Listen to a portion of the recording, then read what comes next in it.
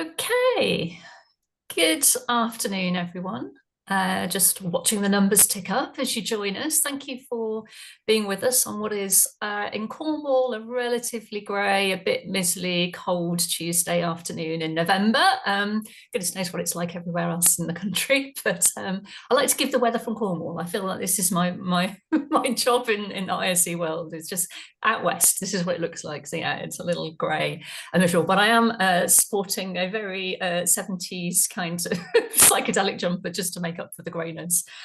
So hi to those of you that are here. Obviously, my name's Sarah. If you haven't met me, I'm the Joint Chief Exec of ISE alongside Stephen Isherwood, who you may also have seen on webinars and at conferences and various other things. And between the two of us, we manage the ISE team and all of our membership. And I'm delighted that AMS are with us today. I said to the team before we started that I feel like this is a really, really well pitched webinar that is going to be incredibly useful for those of you that are here. So I'm certainly looking forward to some learning. We're talking about volume into value. I think that's a very topical and important conversation. So it'll be relatively straightforward. There's going to be a few slides and some presentation. The team are going to have some Q&A amongst themselves, but you will have questions for Nick and for Susie and for Stu as well. So if I can ask you please to put your questions in the Q&A, not in the chat, because it just makes it easier at the end of the webinar. They're all in one place. We know where they are.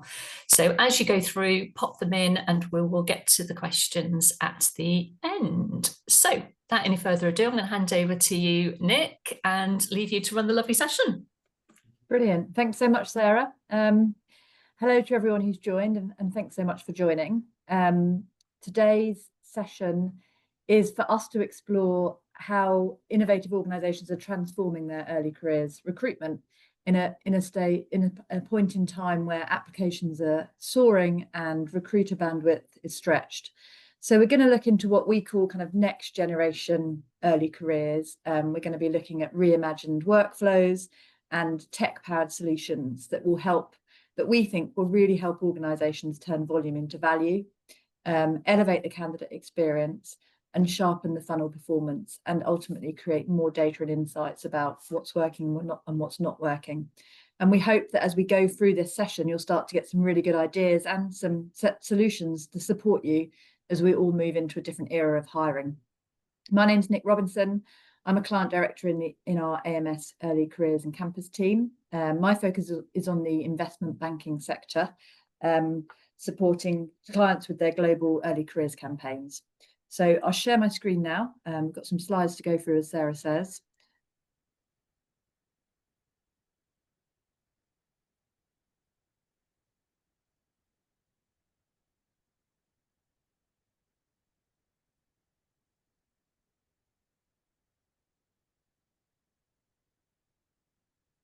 Okay, so I've got some colleagues on the line with me, and they'll introduce themselves as we get to their sections. So first of all, we're just going to do a little bit of scene setting, I guess, around the early careers landscape and context, and the impact of AI on applicant dynamics. And then I'm going to hand over to Stu, who's going to talk about what we call kind of orchestration in early careers, and what that means for the different roles that you will all have as part of your teams, and then some opportunities for technology in the funnel. At the end, I've got some questions that I'm going to ask the team as a sort of, I guess, a panel format, and then it'd be great for you guys to also ask your questions in the FAQ, and I'll pick up and we'll answer those at the end. So I'll hand over to you, Susie. Thank you very much, Nick, and I'm very excited. This is the first ISE webinar that I've actually presented at, so this is a new one for me, but delighted to be here. I'm called Susie Major, and I'm MD of what we call Early Careers and Campus at AMS. So super quick, I'm just going to do a quick overview of us, and then I know then we'll dive into all of the content that you're all here anxious to discuss with us. And really just wanted to frame the conversation as to who we are, why are we coming with a point of view on this, why are we credible to talk about it, and why are we designing solutions for the future. So in terms of AMS and AMS Early Careers and Campus, so AMS is a global talent organization. We work with some of the largest brands in the world, and specifically we specialize in talent acquisition services and talent consulting. I lead what we call Early Careers and Campus, and really we are a specialist function. It's about 800 of us that are SMEs, and really we focus on helping organisations with the full remit of early careers programmes, and that can be everything from sort of school outreach and work experience all the way through to kind of internships, insights, through to sort of graduate and apprenticeship cohorts. So we do the full remit of early careers programmes. And this season will support more than 3 million students on their kind of application and recruiting journey, and will help organisations with over 35,000 early careers hires. So we would do a lot of work in this space. I just put a smattering of clients on this slide. We have more than 25 enterprise organisations that we work with. You can see just from the few logos that we put here, some of them are quite large, different types of sectors. And we help them often with their programs globally. So Americas, Europe, UK, APAC, India, the full kind of global remit, but also sometimes within specific countries. And that can be everything from end-to-end recruiting and also program management services through to just supporting organizations with admin and coordination services. So just super quick, that's who we are, and really happy at any point if anyone wants to learn more about us to pick that up individually, just approach me afterwards. So that's a brief intro. So let's dive into the topic at hand. And we thought we'd start by talking about the kind of changing nature of what we see within early careers. I've been in early careers since 2019. Some of my team, like Nick here, have spent their entire lives in early careers. And I think it's fair to say that what we're seeing at the moment is probably some of the biggest disruption that we've seen. Many of us talk about the fact that early careers hasn't changed over quite a long period of time, barring COVID, which was, quite tumultuous. But I think we are seeing something strange going on in the market, and probably some of the biggest changes that we've seen. Now, I know that many of the things that I'll point out here are probably pain points that everybody is feeling. And the first one is really around the application volumes. Why is that an issue? Well, students of today are very AI fluent, and there are all kinds of manners and ways that I've been educated on recently in terms of how they can just kind of blast out applications using AI pretty much indiscriminately. And that can be resumes, but it also can be applications. And what we're seeing, and this has been happening over the last couple of years, but particularly this season, it's feeling particularly painful, is those application volumes have shot right up for organizations that we work with. We did a bit of a look about a month ago, or two to 3 weeks ago, at what the volumes were looking like last year versus this year against very similar demand. And for some of the organizations we work with, it's up 50% plus. So it really is quite painful. And if I kind of hop over to the other side, where we look at the fact that early careers teams, the budgets are really under strain, and a lot of teams, and this includes us and our services, are being asked to do more with less. That puts a lot of strain on those teams and on the system. And I think this is a trend that, is not going to go away. I think this is going to continue to get worse and worse. So that conversation about how to scale, particularly in the peak season, which we're in right now, is really at the forefront of everybody's minds. I would also say that linked to this, there is the slight issue of more kind of fraud and impersonation coming with these kind of greater volumes. And that's also something that I'm hearing organizations talk about, that actually people that are actually undertaking the applications and even assessment aren't necessarily the people turning up through the door. So that's another thing to think about when we're thinking about some of the changes that we're seeing at the moment in the market. Because of all of this, we're seeing that candidate motivation and commitment isn't necessarily where it was 5 or 6 years ago. Often, candidates are it's a numbers game really, and to a certain extent they are feeling perhaps that the social contract has broken down with organisations, and they feel like they're just a sort of cog in a wheel, undergoing recruitment processes, don't always hear back in a timely way. So sometimes candidates' engagement isn't necessarily there in the way that we might have expected it to be. And that is something for us all to think about, I think, as we think about how we become increasingly sort of perhaps tech-enabled in the future, and the moments that will really matter for some of these candidates in their journey, to make sure that they really are engaged with the organisations that we're part of, and really understanding why they would want to join our organisations. As a result of all of this, I'd say that we're seeing a lot of disruption in the assessment space. I think there's a lot of traditional assessment providers there, and I think this kind of movement with volumes and AI is throwing everything up into the air. The resume, I know not all of us really use resumes these days, but the resume feels no longer relevant because they all look very much the same, as AI is helping candidates with their kind of resumes and applications. And I think all areas of assessment are under pressure. So I think we will see change in that sector. We're definitely seeing newer players coming into that sector in terms of how assessment gets deployed. And I think the robustness and the role of assessment is becoming even more important in this new future world. So I think we expect to see more change in that area, and different ways of assessing candidates as we move forwards. I'm not going to go through everything on here, but the only other things I would call out here is we all know, if we work in the early career space, how difficult it is with technology. We've seen a bit of a movement generally away, I would say, from early career specific ATSs to the Workdays and success factors of this world. And often, they're catering to all segments of hiring. So we know that it is difficult from a tech perspective, often in the early career space, and we have some unique needs in this area. And often we see lots of different pieces of tech operating in our client environments, and it becoming very difficult to join that up and actually to get coherent data. And I would say, if you're sat there feeling, yep, this is me, don't feel alone, because we work with some of the biggest brand names in early careers, and getting a coherent data picture is a challenge for everybody. And it's definitely something at the forefront of our minds when we think about our future solutions.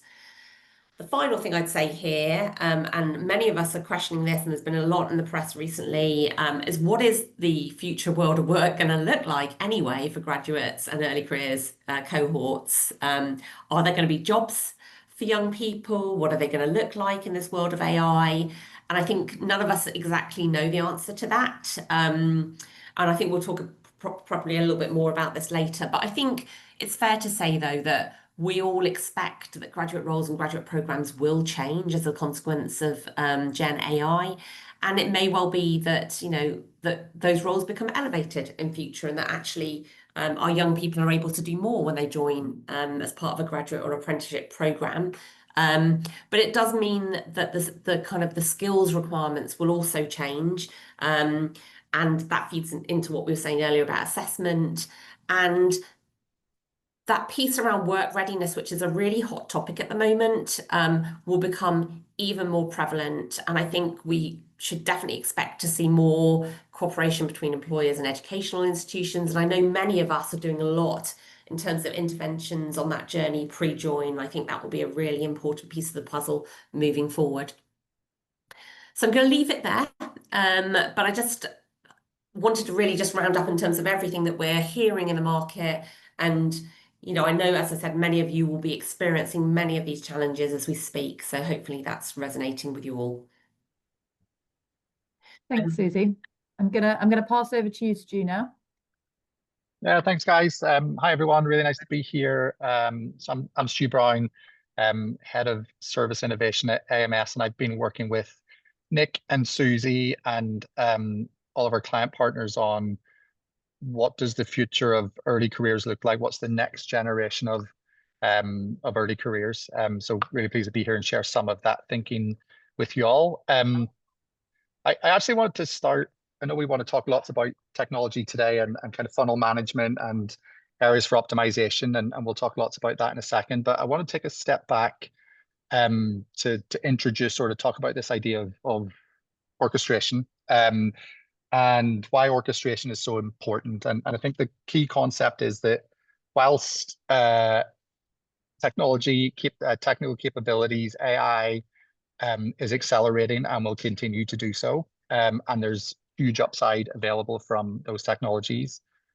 We actually really strongly believe that just technology on its own is not going to optimize in the way that most or all organizations need to, and that the kind of upside of technology alone is a little bit more finite. So you can optimize specific technologies at specific process points, for example.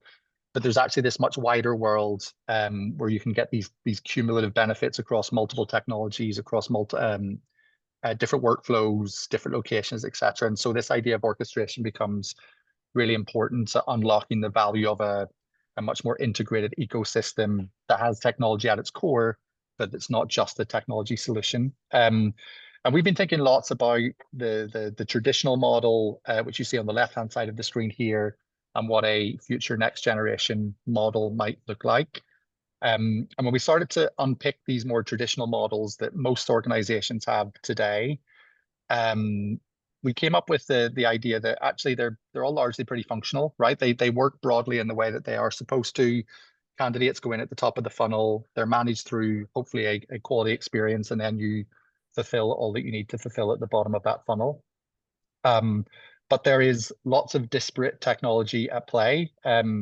Early careers, I would suggest, even more so than maybe experienced hire. There's a lot of technology in the workflow in early careers, and oftentimes they don't speak to each other. There's no integration between the workflow, etc. And what we find is that most organizations are using people to act as the bridge between those different technologies.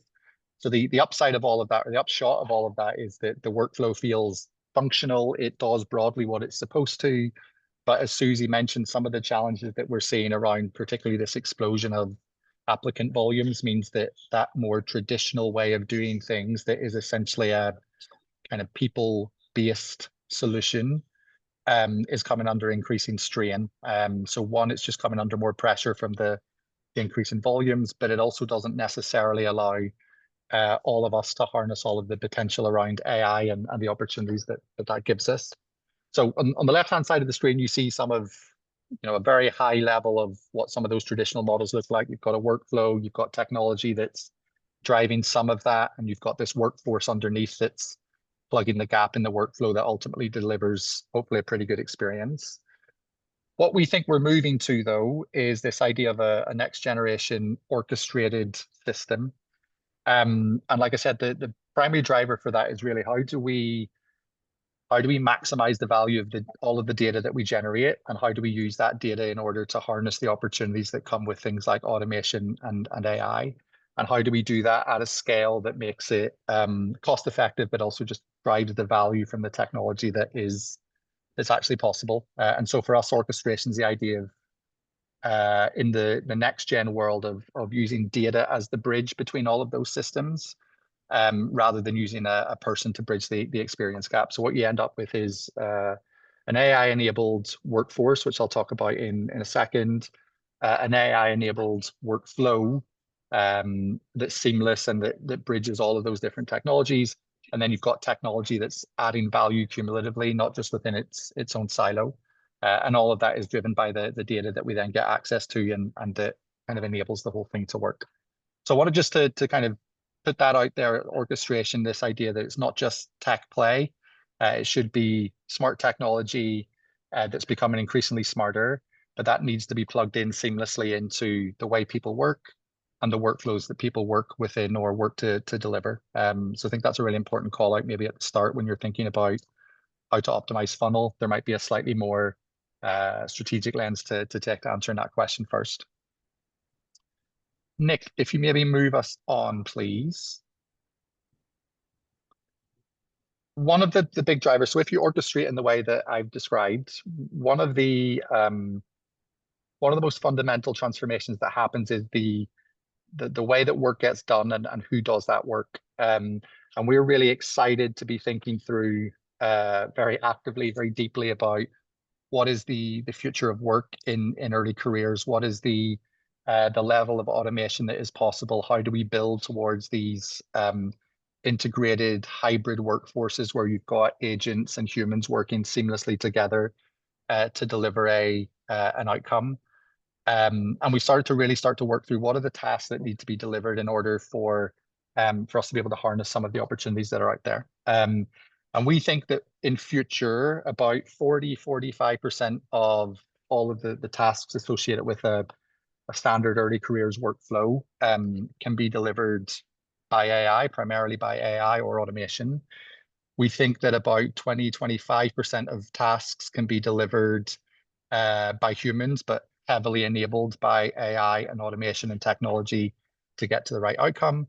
And then there's probably 20-25% of tasks that could and should remain as high value, strategic, relationship-based activity that humans are delivering. And I want to be really clear on this slide that this should not be a kind of race to the bottom on automation and cost reduction and headcount reduction, etc. The concept here, I think, that's really important is being able to find the tasks that are repeatable and scalable and can be standardized, and look to use automation and AI in those areas. And I'll come to some of those in a second. And then kind of reinvest the additional capacity that you find into those more high value strategic engagement tasks, and actually actively to reintroduce more human touch points into the workflow than if we think about it actually exist today. So some of those tasks, and we'll move on to the next slide in a second, Nick, but some of those tasks, when we think about it, that could be delivered by AI, could be things like conversational application processes, which I'll talk about in a little bit more detail. It could be candidate queries through the entire end-to-end workflow. We think about 90% of those can be automated and driven through AI agents. Interview scheduling is a massive area where interview scheduling capability exists, but we have challenges around assessment center scheduling, and increasingly technology can help us in that area as well. Screening may be another one, so we can use AI and automation at the top of the funnel around that initial screening process, and even beginning to move into agentic assessment, where organizations are keen to move into that area. That's possible. I think the key thing around all of that automation and AI, though, is that humans should remain in the loop. So we three, certainly, I think most folks on this call, really keen that humans continue to be the decision makers. I think the key thing for us around all of this is that we help humans get to the right answer quicker, and then we release their capacity to go do some of those more high value activities. So key thing on this side, I think, if we orchestrate, if we use more technology, if we redefine the workflow in the way that I'm going to show in a second, it fundamentally transforms the way that work gets done and who does it.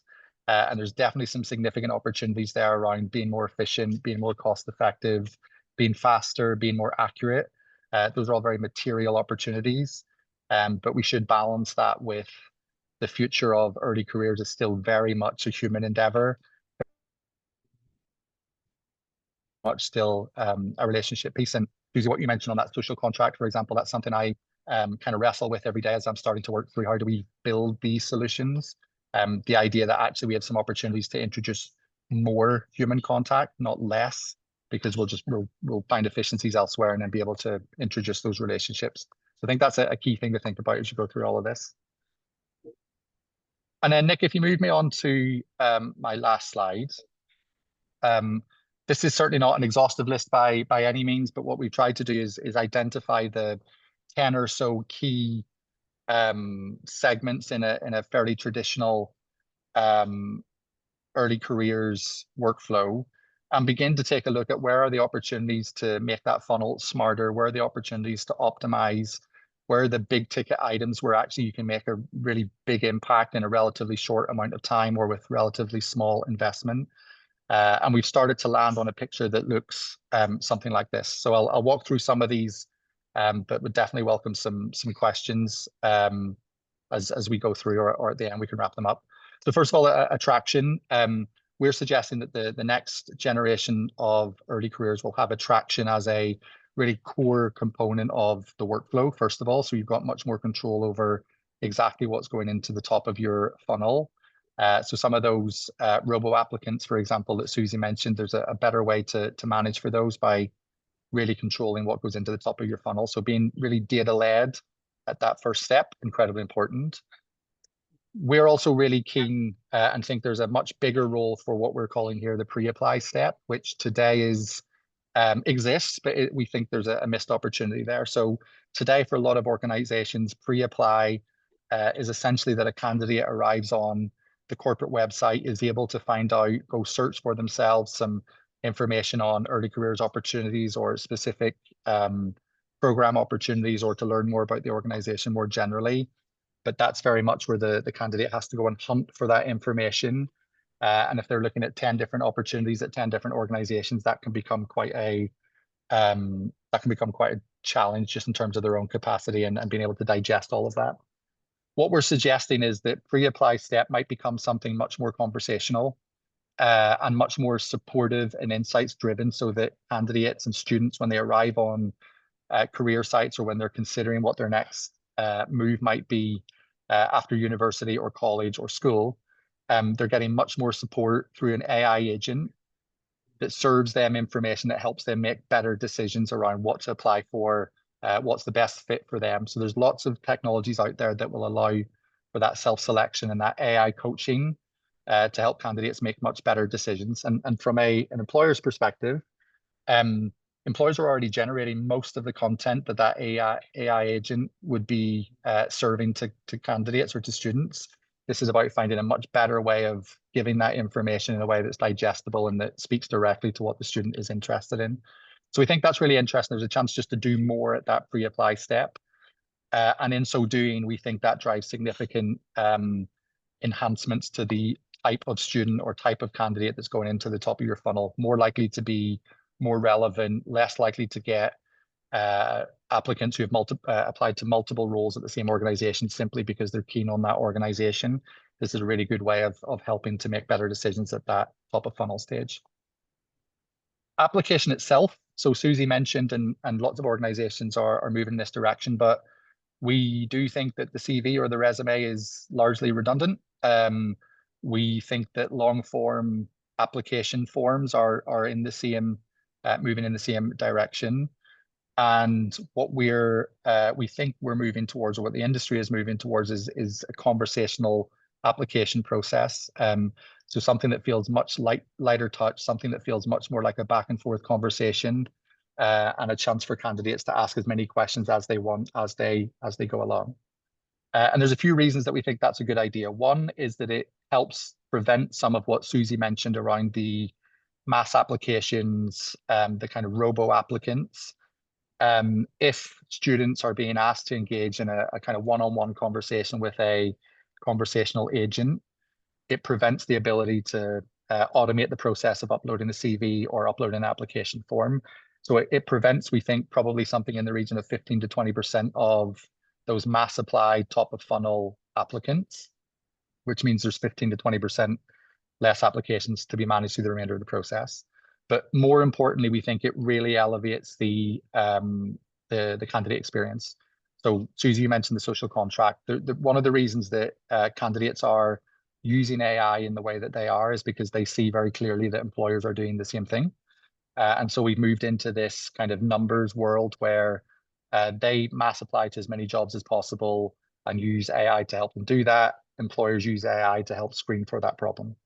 What we're suggesting is this much more conversational apply process so that we get an opportunity to reintroduce relationships and commitment to the application into that very top of the funnel. And we think that drives a much better experience across the board, and it drives much better commitment to the opportunity. And therefore, things like reneges, for example, dropouts, ghosting, all of that good stuff, that is removed from the workflow significantly. So pre-apply and apply, we're looking at much more conversational, much more relationship-based, but we're able to use conversational agent to drive some of that. Screening and assessment, and I mentioned them both in tandem on purpose. Susie, you mentioned already there's lots of change in the assessment space. That's around how assessments are developed, the speed at which they're developed, the experiences that they deliver. So most progressive organizations are looking at much more immersive assessment experiences that are as much about an experience as they are about assessing. We think that's definitely the way the kind of future assessment should be delivered. But we also think there's opportunities to introduce more kind of skills evaluation, competency evaluation into the screening process. So kind of bringing that assessment, light touch assessment, further into the further up the funnel to help manage for some of those significant candidate volumes that we're talking about. And the challenge that we're trying to solve there is that the more applicants that go into the top of your funnel, simply the more applications that then funnel through the rest of your workflow. And we know that in early careers, typically the most expensive part of the workflow is when you get to assessment. And so if we can do a much better job of filtering for candidate suitability right at the top of that funnel, there's a really significant cost avoidance opportunity downstream by the time candidates are going through the more costly assessment workflow. So we think being able to tackle for some of that volume further forward, that's the way to do that. And there's a couple of different ways to tackle it. One is agentic screening. So some of you may have already seen things like voice screening or chat agent screening that deals with the kind of eligibility to work. Do you have the right skills and qualification for this opportunity, etc. That kind of yes/no screening activity. There's an opportunity to agentify some of that, but really importantly, humans should still make the final decision. But increasingly, we think there's also an opportunity to use agentic AI to do some of the, let's call it pre-skills evaluation. So do you have the core competencies to be successful in this organization? Are we a good fit for you in terms of the skills that you're bringing to the organization more generally, before then getting into kind of true assessment later in the funnel to look at eligibility for this specific role or specific program. So we think there's lots of opportunity to improve the quality of assessment, but there's also real opportunity, we think, in the region of 50 to 60% funnel reduction by bringing some of that light touch, non-psychometric assessment further forward into a kind of screening plus process step, let's call it that. Scheduling I've mentioned, so not necessarily the most glamorous topic in the world, but this is an area where we know, certainly at AMS, but also lots of our client organizations spend a lot of time, is either manual scheduling or manual intervention into automated scheduling. And in early careers, we know that specifically there's a real challenge around automating the assessment center. So that multi-room, multi-person, multi-day scheduling we know is a real challenge. And we think there's an opportunity to automate about 90% of all of that and be able to action scheduling within about 24 hours, which means that you buy lots of extra capacity either to do that more cost effectively with a smaller team, or you're able to reinvest some of that additional capacity into solving for those more complex scheduling queries or event logistics, etc. The other thing I think is important, so there's opportunities to automate around offer management. There is definitely opportunities to use technology around keep warm and conversion.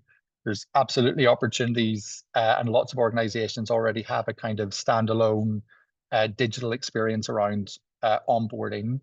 And we think there's also significant opportunity around query management. So we think there's about 90% of queries can be automated using an AI agent, again, which means you can focus on reintroducing and reusing that capacity for more complex needs or higher value relationship-based tasks. The one other thing I'd mention on this, which isn't necessarily on the slide, but is inferred throughout, is, Susie, I think you mentioned this at the outset, but being able to reintroduce more human components into the workflow, but to also look at elevating the value that people are getting from the workflow. So I've talked a little bit about operational efficiency here, 90% reduction there. All of that's true, and a lot of that is what drives business case.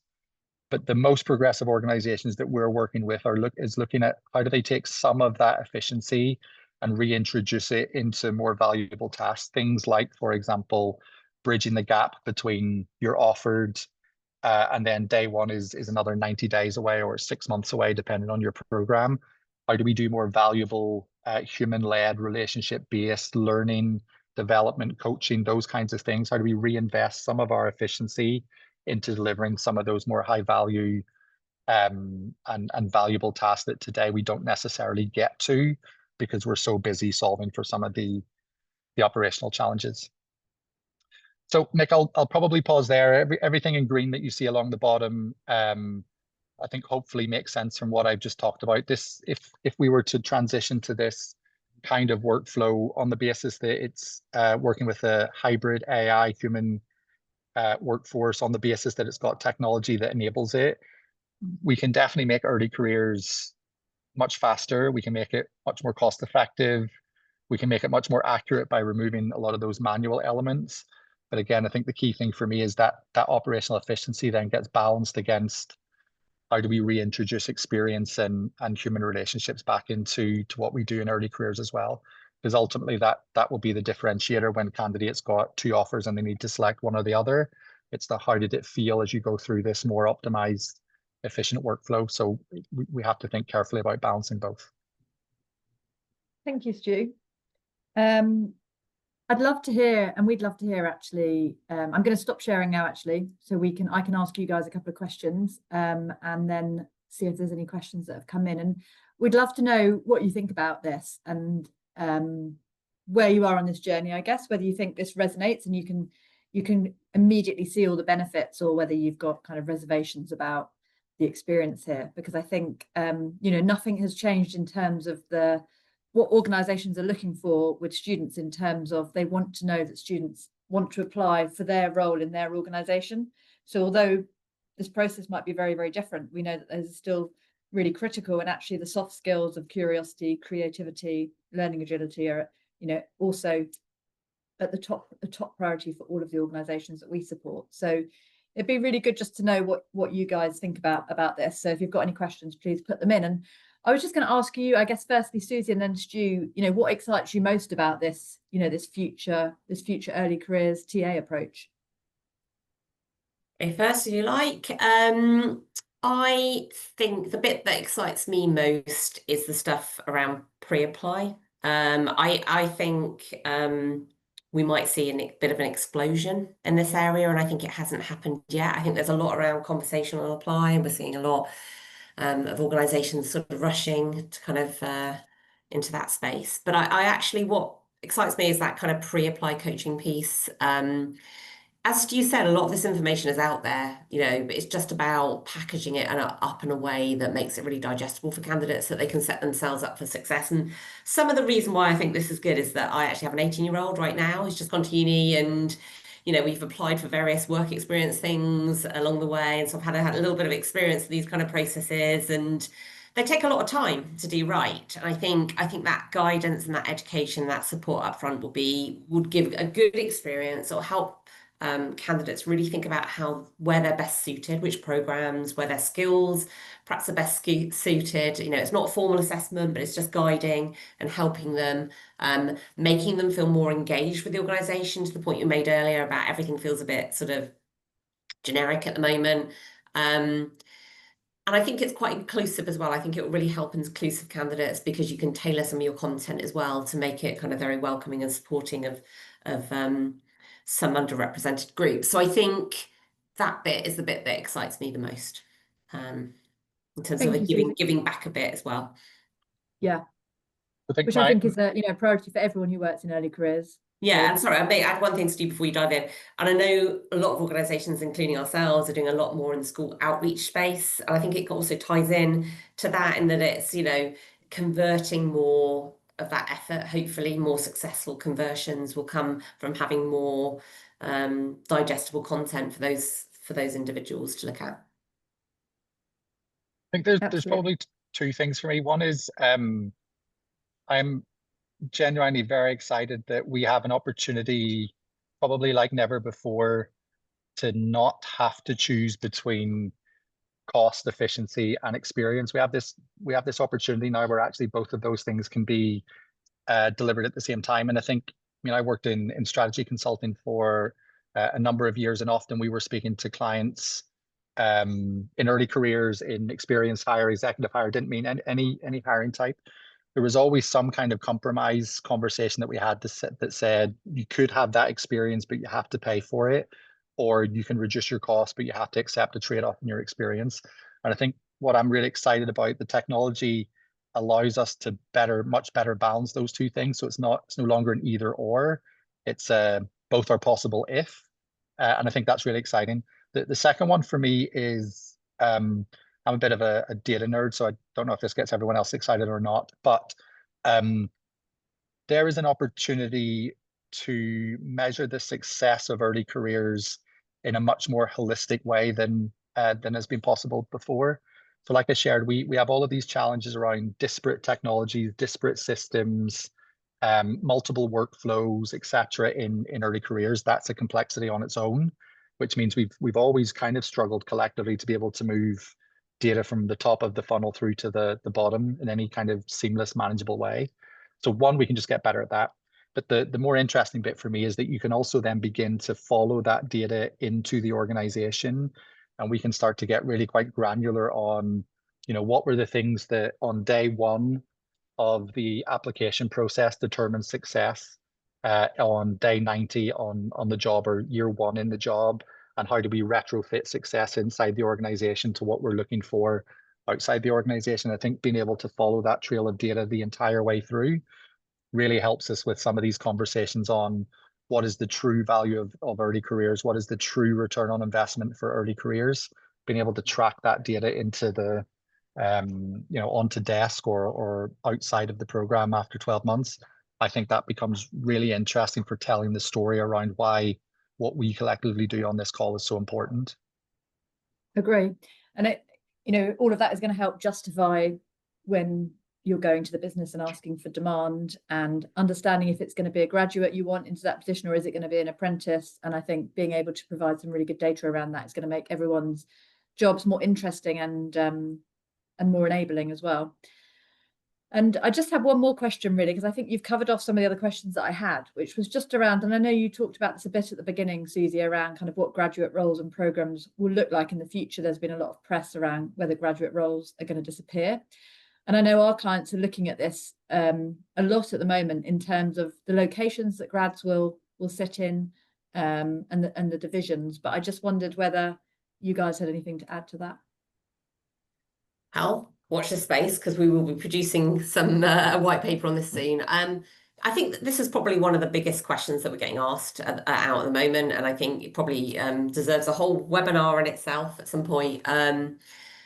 I think for all of us in the early career space, whether you've got a young person like me that's going to be entering the workforce in the next few years, or whether you're running an early careers function, it kind of makes you panic, doesn't it? You think, oh my God, what is the future for early careers cohorts? Some of the stuff that has been written about in the press is quite dramatic. I think the reality is when we've got the benefit of being able to look across, big organizations and year on year to see what their demand has been. And overall, I did a piece of analysis, I think, around our top 10 clients, and 8 out of the 10 had actually, to the point of this season that we're in, had increased their demand from pre-COVID levels. So that's a positive. Probably what we have seen is a bit of a drop off over the last year to this season, but in the tune of like 5%. So it's not the kind of dramatic decreases we're seeing.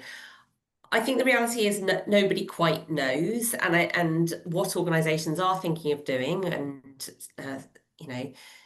we all know this, is that they're sort of thinking about what tasks and what work needs to get done in the future, and how they organise their workforce and what skills they need at what levels. And I think we haven't yet, I don't think any of us have seen a wholesale redesign of the graduate or apprenticeship roles in an organisation or those programmes yet. So it may be that comes, but it could be positive in a sense that, as I said, I think, ultimately we're seeing it, for example, in the professional services arena, that some of the work that a grad or an intern or an entry-level EC cohort would have done and would have been really boring and quite repetitive. And actually some of that is being done by AI, which means that those roles in the future can be more elevated.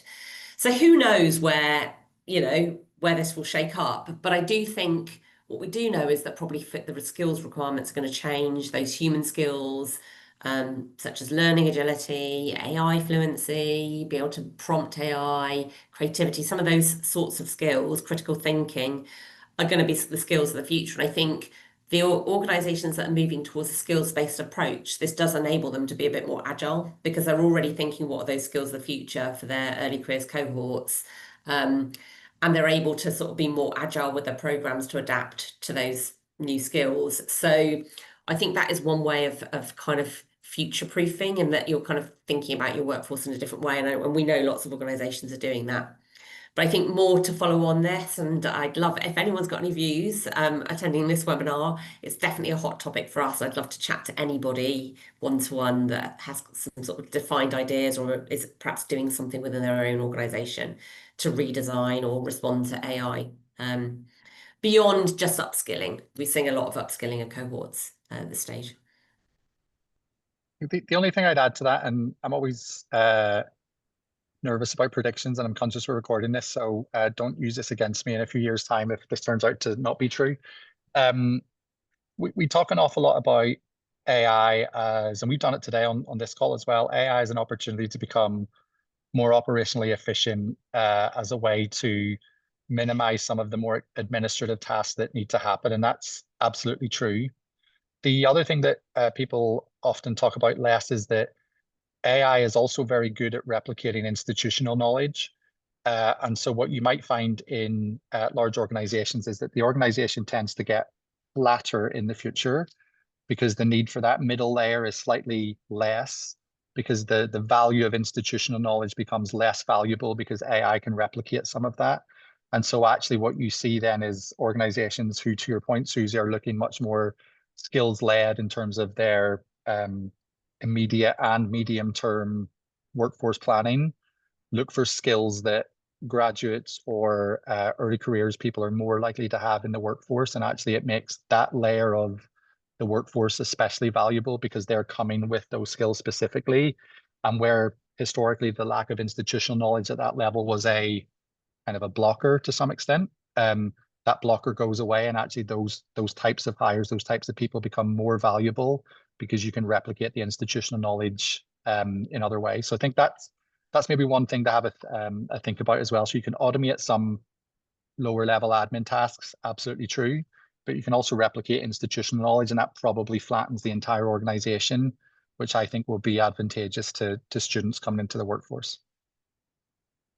Yeah, very interesting. And I think, you know, when we talk about skills with early career students coming in, they don't have all of them, the sort of skills that we need in the workplace. So, you know, there's different access routes in terms of how can you give them those skills? Is it via a kind of, you know, 6-month boot camp or particular program focus that can mean they are able to bring the skills that you need? And I think, you know, we know that the way it goes with gathering demand for early careers is that around sort of June, July time, everyone goes to the business and asks them how many grads or how many interns they want this year. And it can be very difficult getting that information from the business, and it doesn't allow you a huge amount of time to think strategically. So I guess, I think if I was in an in-house role, I'd try to be kicking off those conversations now, really, in terms of planning ahead for that demand and offering different options around apprentices and you know, boot camp style interventions to make sure you're bringing in the right skills in line with what the future needs. Nick, we've got some questions. Yeah, some questions. We've got some questions. Yeah. Okay. So thank you very much. And I'm just going to ask the first one. Do we believe that students will struggle to adapt if recruitment processes shift towards AI conversational agents, or is it more likely they will just quickly leverage their own IA tools to navigate these new systems? So the answer to the second part is, I think we should assume that they will, whatever we come up with, they will look to use AI and technology to augment what they do as well. So I think we'll constantly be in this kind of iterate and change over time. The two things I would say on this: one is I would be confident that this move towards a more conversational apply process or a more agentic apply process will feel very natural to students. So there's multiple different ways that you can do it, but you know, the simplest version would be a fairly straightforward chat-based back and forward between an agent and the student. So that could and would feel very much like, I don't know, texting or you know, back and forward on WhatsApp, etc. So that feels very natural. The second piece is that I think organizations will increasingly be looking at candidate use of AI in just a different way. So today I hear lots of conversations, some rightly, some not so, around the use of AI is by default cheating, or the use of AI by default is a bad thing.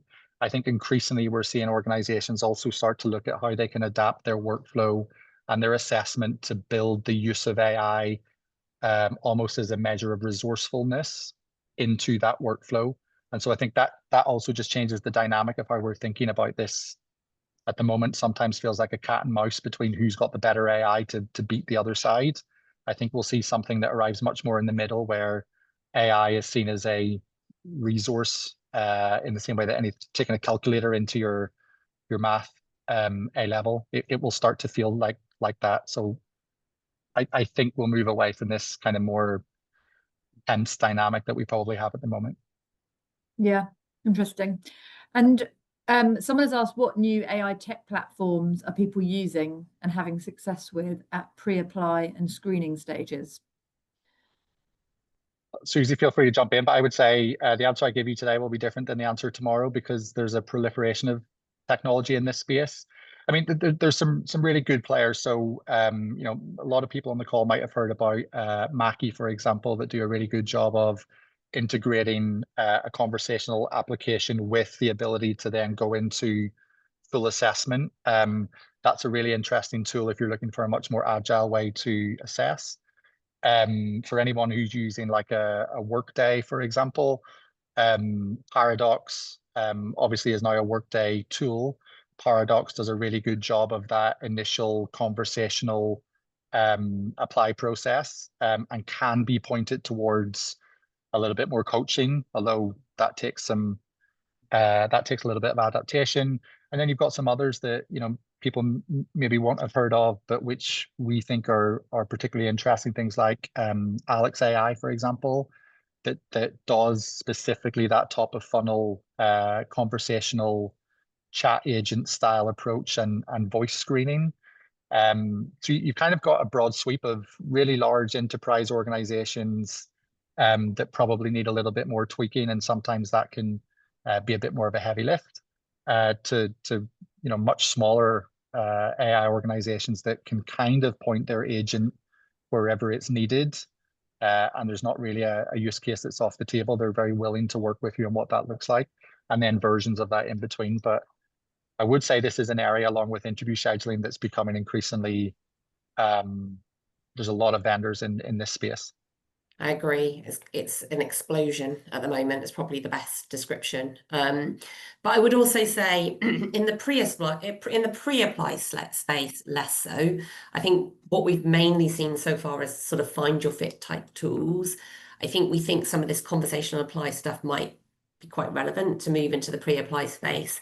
Personally, I'd like to see much more, and I think we will see much more in that space beyond that, such as proper coaches. I was at a development conference this week and they were talking about proper AI coaching within development. I can see some of that being relevant pre-apply. So really experiential and almost like part of your brand engagement in a way. I can see it almost sort of bleeding into that space and the outreach work that all organizations do today. So I'd love to see much more innovation there. And I think that's the next up to be really disrupted, I would say. Yeah. And then also I was just going to mention what SpringPod have put in place, which is students taking part in a kind of micro internship as almost part of an organization's selection process. So students will have to actually engage in this micro internship and then get it marked by a kind of AI mentor, digital agent at the end. And those who get through that stage will then be invited to carry on through the assessment process. So that's a good way of, I guess, pre-education, but also assessment and narrowing down the funnel. I've got another question here saying, we have started to introduce new tech, but we have big issues with internal employees embracing, adopting, and being curious enough to want to use and reverting to doing things the way they've always done it. How could you overcome these type of challenges? I mean, I think the first thing to say is that that's probably every organization. So definitely don't feel like that's a unique problem to where you're at. I think every organization is struggling with that.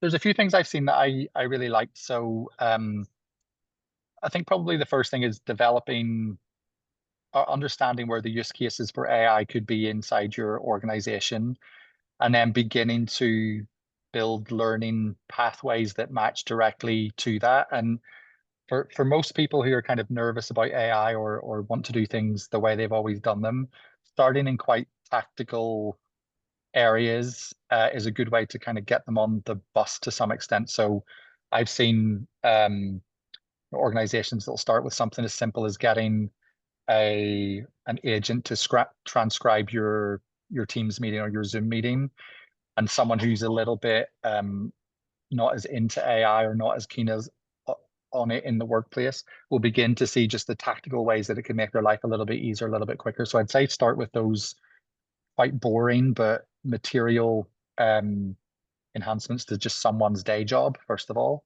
The other thing I've seen is the introduction of one, structurally AI incubators or hubs inside of organizations. So AI becomes a function in itself, and it's that function's job to work out exactly this problem. How do we embed this into the organization? That can work really well. And then the third piece is that I've seen got a really good friend who's leading AI and technology for a major bank. And they have purposely tied the culture of AI to AI as a skill set that sits within talent. And that person is now responsible for how do I find the AI skills externally, but also how do I actively develop inside the organization. They brought those two things together and under one person's remit. And that means that person's got a really big job, but it also means that the conversation they're having around AI is much more skills led. Can I find it internally? Can I develop it internally, or do I need to go external? Having all of that sit under a person, I think structurally makes things an awful lot easier than trying to do it disparate across functions and geographies.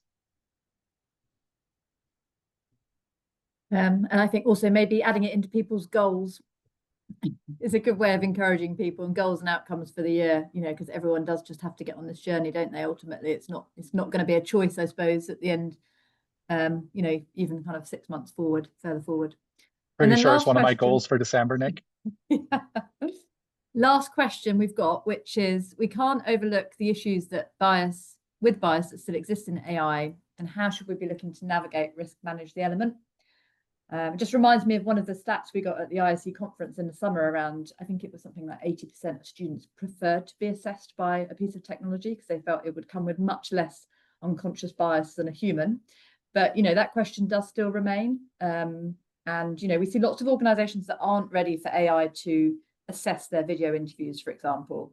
So that, I think, there's introducing AI in the way that Stu's described, and then there's using AI to make decisions. And maybe that's kind of step 2. And step 1 is more around just having that automation in place to speed things up. But I did hear a scary thing the other day that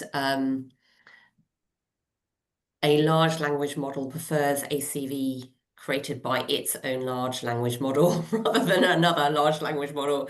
So inherently is biased towards its own self, which I didn't think could be a thing. So it's a good point. I don't know, Stu, whether you've got a view on this. I know we're almost at time. Sarah's come on to move us along. I think that, so I tend to agree with Nick that we should try to move away from the idea that AI can be perfect. I think part of the challenge is that naturally we think that some of the biases that we all carry are one-offs and little foibles in our personalities, and we associate bias with AI as a systemic thing, and we don't realize that we're probably more close to each other than we like to admit. So I don't think it can necessarily be removed immediately, and we probably need to get comfortable with that truth. But I do agree with you, Susie, that actually, I think as a principle, I would like humans to continue to make the decisions. The point of using AI in the way that we've talked about today is to get to that decision point more quickly to enable you to make a decision once you get there, rather than trying to remove the human decision maker in the first place. The other thing I will say just very quickly, technologies are also very aware of this, and when you speak to them, they're certainly saying the right things around balancing their models for bias, etc. So I think naturally, from a technical perspective, they will also get better. but I don't think they'll ever be perfect. Sounds like a good place to finish. No, it was a really great session. Thank you, all three of you, for contributions to that. I hope everybody listening took something away. There were, I got questions already scribbled down to throw into the mix if there was any time. I think there's a couple of areas to explore. One of those is the impact on the roles within early careers teams themselves, and the possibility of elevating the skills that we need and the learning and development that we need in order to not just capitalize on the technology, but to lift ourselves up beyond currently some of the very operational tasks that need doing. There's a whole piece of work that needs doing in that space, which I think is going to be really interesting as an industry. So obviously ISE will play a big part in bringing people together to discuss that. But thanks again for your time, really appreciate it. I hope everybody goes off and has a lovely rest of the Tuesday and a great rest of the week, and we will see you all soon. Thanks everyone. Thanks, everyone. Thank you. Thank you. Bye.